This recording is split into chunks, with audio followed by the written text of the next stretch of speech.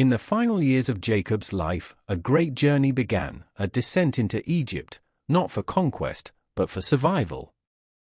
The famine that swept across Canaan forced Jacob to move his entire household to the land where his son Joseph now ruled, second only to Pharaoh. It was a moment of divine provision, of promises unfolding after years of pain. And in that sacred list of 70 souls who made the journey to Egypt, one name appears among the sons of Benjamin, Becher. Becher, whose name means firstborn or young camel, was one of the 10 sons born to Benjamin, Jacob's youngest and once most cherished son.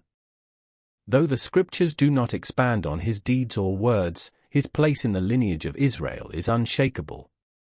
For even in silence, the legacy of the sons of Jacob would shape the future tribes of a nation chosen by God. Becher was born in the land of promise during a time of growing tension.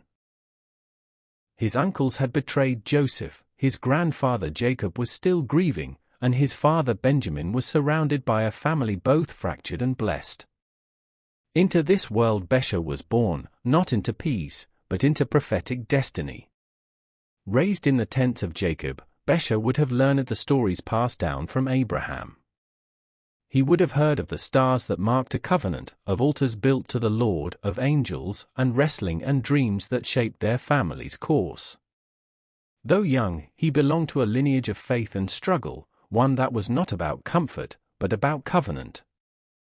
As famine drove the family to Egypt, Becher made the journey as part of a sacred migration, a movement not just of people, but of promise.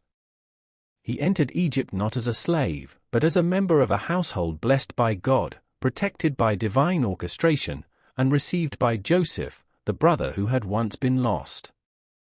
In Egypt, Becher would live in Goshen, a fertile land set apart for the children of Israel.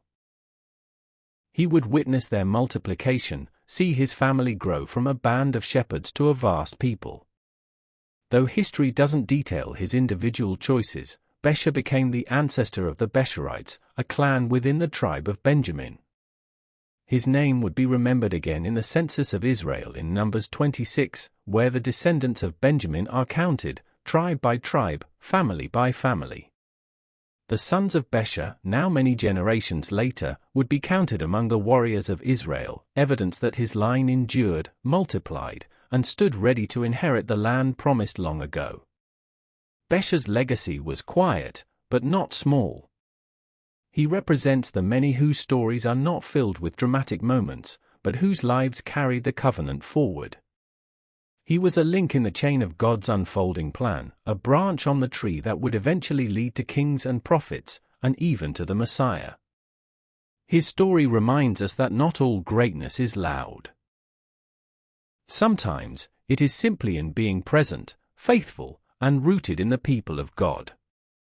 Becher walked the journey from famine to plenty, from fear to favor, and helped lay the foundation for a nation that would one day cross the Jordan, blow trumpets at Jericho, and carry the Ark of the Covenant into the Promised Land.